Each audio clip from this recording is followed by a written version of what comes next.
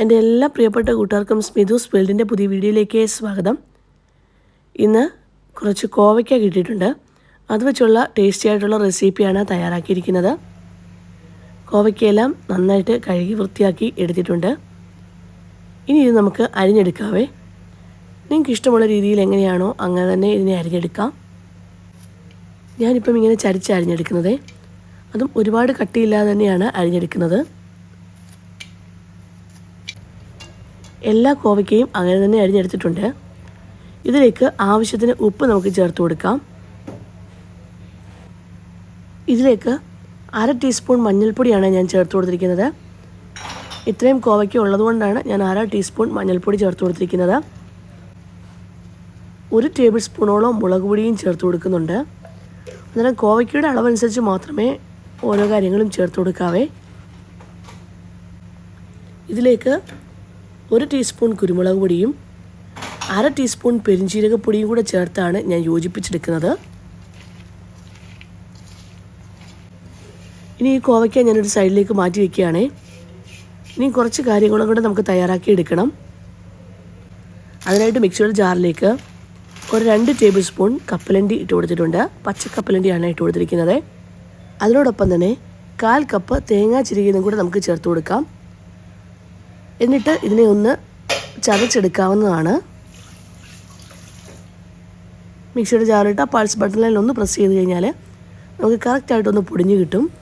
ഒരുപാട് അങ്ങ് അരച്ചെടുക്കണ്ടായേ. ഇനി അടുപ്പത്തേക്ക് ഏതെങ്കിലും ഒരു പാത്രം വെച്ച് തീ ഓണാക്കാം. ഇതിലേക്ക് ആവശ്യത്തിന് എണ്ണ ഒഴിച്ചു കൊടുക്കാവുന്നതാണ്.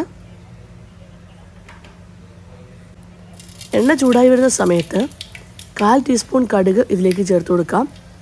കടുക് പൊട്ടി വരുന്ന സമയത്ത് 1 ടേബിൾ സ്പൂൺ കഴുകി വൃത്തിയാക്കിയ ഉഴുന്നും കൂടെ നമുക്ക് ചേർത്ത്, ഉഴുന്ന് പരിപ്പുണ്ടല്ലോ അതാണ് ചേർത്ത് കൊടുത്തിരിക്കുന്നത്.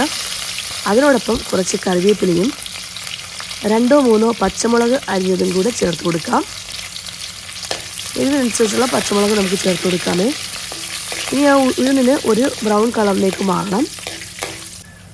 ഉഴുന്നിൻ്റെ കളറൊക്കെ മാറി വരുന്ന സമയത്ത് ഇതിലേക്ക് നമ്മൾ ചതച്ച് വെച്ചിരിക്കുന്ന തേങ്ങയും കപ്പലണ്ടിയും കൂടെ ചേർന്ന് മിക്സ് ഉണ്ടല്ലോ അതും കൂടെ ഇതിലേക്ക് ഇട്ട് കൊടുത്ത് നന്നായിട്ട് നമുക്കൊന്ന് വഴച്ചെടുക്കാം.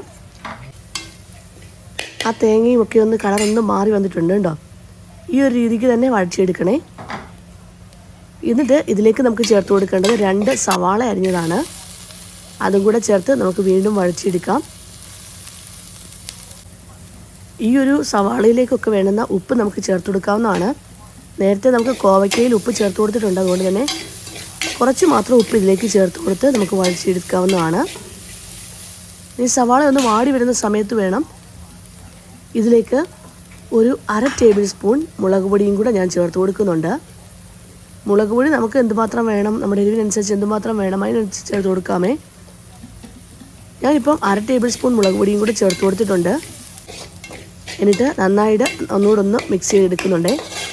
അത് കഴിഞ്ഞ ശേഷം നമ്മൾ നേരത്തെ അരിഞ്ഞ് മാറ്റി വെച്ചിരിക്കുന്ന കോവയ്ക്കയും കൂടെ ഇതിലേക്ക് ചേർത്ത് കൊടുക്കുവാണ്.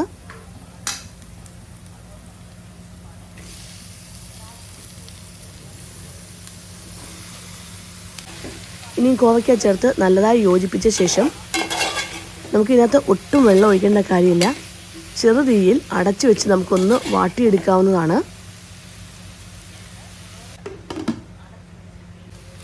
ഇപ്പം കോവയ്ക്കയെല്ലാം ഒന്ന് വാടി വന്നിട്ടുണ്ട് കേട്ടോ, ഒന്ന് വേവായി തുടങ്ങിയിട്ടുണ്ട്.